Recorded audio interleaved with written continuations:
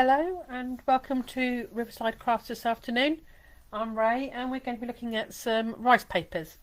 Now, rice paper is not what you think. It is a thin paper that we can use to cover all sorts of things. So this is rice paper onto a canvas. This is rice paper being put onto a box, onto a piece of wood and onto a glass backing. Okay, so I'm just going to show you what rice paper looks like. Move these out of the way for a second. So rice paper, as you can see, has got all of these fibres in the back of it. It can be printed, so you can have pretty pictures on it. Let me have a look. I've got a couple in here at the moment, so I'll just grab some out of the box so you can have a look, see what we've got. It can be quite abstract and very colourful. So I've got some other bits and bobs here. What else have I got? One with bubbles on it. I've got all sorts of. There we go. It comes up like so. Rice paper comes in many forms, but the bit that is always the same is the fact that it's a very thin paper and it has these pieces of silk slub in the back. So it's very fibrous and quite strong. It doesn't tear very easily. Okay, so we can stick it onto all sorts of surfaces. We can put it onto glass, onto canvases, onto boxes, as I just said, and all sorts of things. So it makes, you can use it to make your coffee jar look a bit different. So you can use it like a little lantern. But you can also, one of the things I really like at the moment is you can also get it plain, so you can get it just in white, which means that you can stamp on it, you can colour it however you like. But one thing I will say to you is when you come to putting to glue it onto whatever surface, your glue is going to have some water in it, so whatever it is that you colour with or you stamp with must be water resistant. It needs to be permanent, otherwise it will just make a mess for you. So I'm just going to stamp onto this one and show you what I mean. I've got a little bit of got an oddment left somewhere. I think I had it earlier. Here we go. It's an oddment of rice paper to use up. So I'm just going to stamp here first, so I can show you how it works quite nicely to stamp on. This is a woodware stamp by Francois Reed. It's the bee. I quite like this one, and I'm going to be using Riverside Claire to stamp with because it gives me a nice, clean, crisp, definitely black background. So I'm just going to put him here like so, push down a bit so it's nicely stamped. So there we go, there's the bee stamped up nicely. Put the ink away out the way so we don't get it everywhere. Now the thing that I've got to do now is I've got to colour my bee, because at the moment he's just black and white. I'm going to use some pencils today now, but these pencils are wax or oil based. They're not a water based pencil, they're not a watercolour pencil, alright, because I don't want them to be coming apart and going all sort of using my colour at the end when I'm doing it. So we'll go, just put this in here, just put little bits there. I've got darker colours going at the edges, but it just helps it to feel more like it's got a bit of shape to it. Let's do that one. I'm going to bring some brighter yellow in the middle.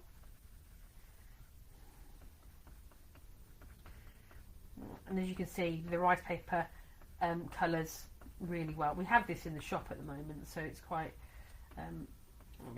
which is good. So I've done my bit there. I'm just going to put a little bit of colour in the wings so that I can see them. I'm going to put a little bit of this sort of bluey sort of tint into the wings here, because it will just help it to look more when I sort it out. Now I don't necessarily, I'm going to put this onto a little piece of wood, and the glue that I always use a Mod Podge, and there are tons of different Mod Podges, so I'm going to use a couple of different ones just to help you sort of find out what they all are. But I'm going to put my bee onto my bit of wood, but I don't want all of the white around it. So to make it easier, so it does what I want it to, I'm just going to use a brush, okay, a little bit of water. I'm just going to damp around the edges of what I'm doing. This then means that when I come to pull it apart, it's going to come apart much easier for me, and I'm going to actually be able to tear off the bits I don't want. So I'm just doing this around the edges for here so I can get myself a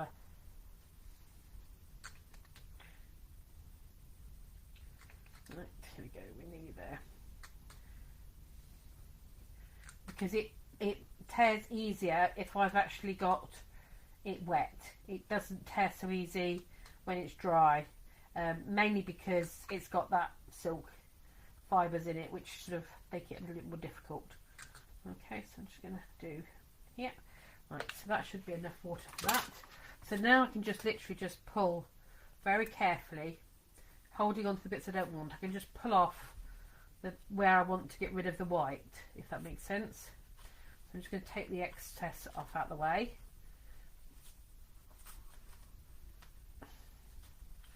Because I don't want it all going, but I don't want lots of white all around it, because I want it to disappear into my wood slice a bit more.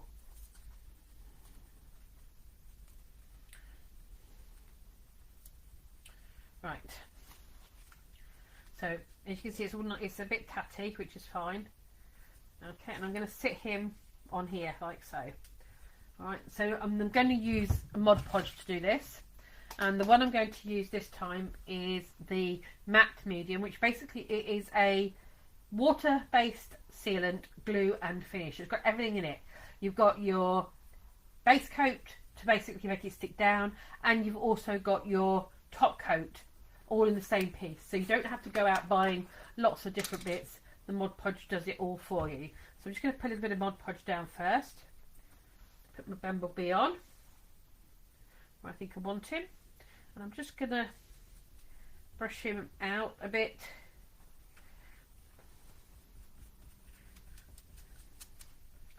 And as you can see, I can just sort of get him on there. And so that's my bee now already on my piece of wood. And you see how now it's sort of blended into the wood.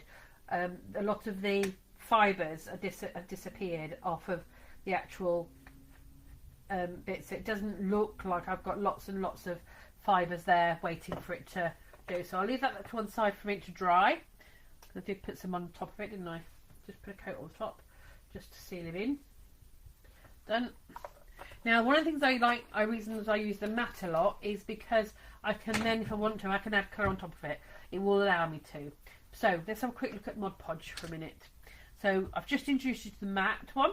We have a dishwasher safe one, which means that we can do things to go and be washed up. We have one that goes outdoors. We have one full of glitter. We have one that works on fabric, because rice paper on fabric looks stunning, and it gives you that sort of oil fabric finish, waxed finish, and we have the gloss one. So you've got lots and lots of different Mod Podges to use. The next one we're going to use is the glass one, because I'm just going to put a little bit of I've got a glass dish here that I found while I was out shopping the other day, in the charity shop, I think it was actually. So I'm just going to put some colour behind this to give it a bit of a lift, so that you can see.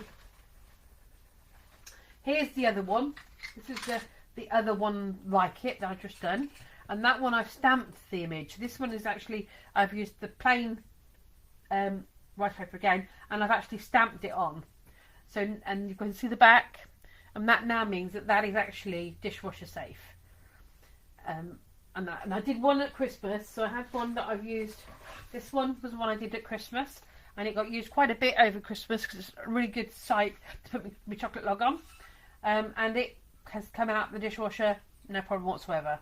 So it does what it says on the tin, if that makes sense. Right, I've got a little bit of, I've got a bit an oddment piece here, which I think is just big enough by the looks of it. So when you come in to put rice paper on glass, you put it on the underside. So you don't put it on the side where you're going to be putting your stuff down, you put it on the underneath, okay? And you're going to cover your glass quite definitely. So you can cover your glass over with a layer of Mod Podge. Sorry about the scraping noise, it's not particularly good, is it? Whoops. Right, and now we're going to put my piece of rice paper on. And I'm hoping I can get it to go on. I'm just going to pick it up and move it up a bit because it's not quite in the right place.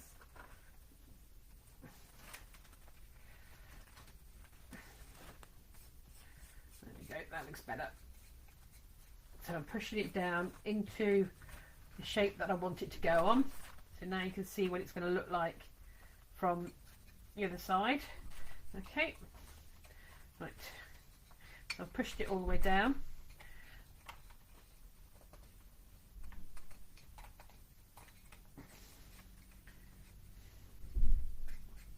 Right, I'm just going to take off the excess that I've got on this piece.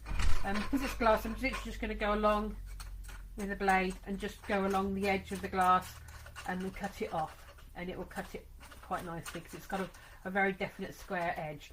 I'm doing it on a wooden box. I tend to do it with a sanding block because that works quite nicely, and it comes off nice and easy then as well.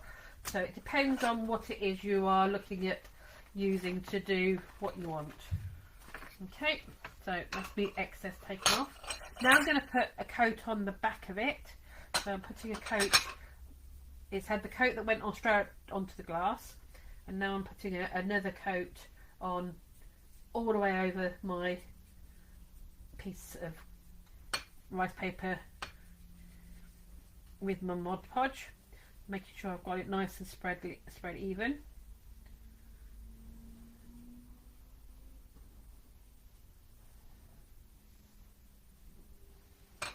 Okay.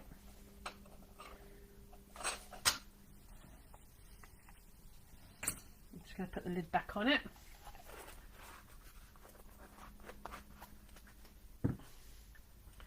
Right, mine's not up. So I'm just going to turn this over so you can see now that I've got this nice, I've got a couple of edges here that will need trimming up, which I shall do as and when it's dried, because it will because it's against the glass, it will finish better when it's dry to what it does now. So that's how I put it onto the glass, by using the dishwasher safe Mod Podge. If it wasn't going in the dishwasher, I could probably use one of the others, but I find that one works quite well. Because often little ornaments, tray and trinket tray, they need washing, so it's just a way of keeping them to look nice and clean and dry when you've done it. Right, so we'll go back to this one. So have a look to see how we're doing. Just take off any bits we don't want that look a bit grubby.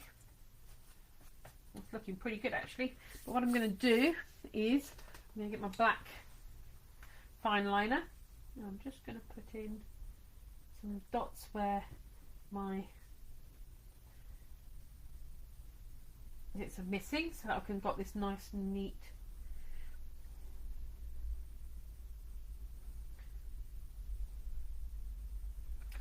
She's looking good.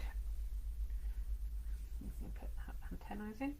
Oh, no, not yet. I can't. It's not dry enough. We'll leave that like that for a minute and we'll sort that out. But so you can see that's going on there quite nicely. So when I'm doing different bits, I can sort of play with it. One of the nice things about using your rice paper is when you're doing like boxes, you can line everything up. So it will literally, it will all be decorated in the same way. You can have everything all lined up. This is, again, was white rice paper that I've stamped on. Again, this is a woodware stamp that I've used on this one. So on this one you can see, look, I've got here, I've torn pieces of the rice paper onto this one. So you've got bits here, and they've gone. And then what I've done, because it's a box, I've actually, once it's dry, I've just cut down the seam so that it all sort of blends across itself and does. But so these bits are all just sort of pulled out of it, which gives you a nice finish as well. So finished pieces. There we go.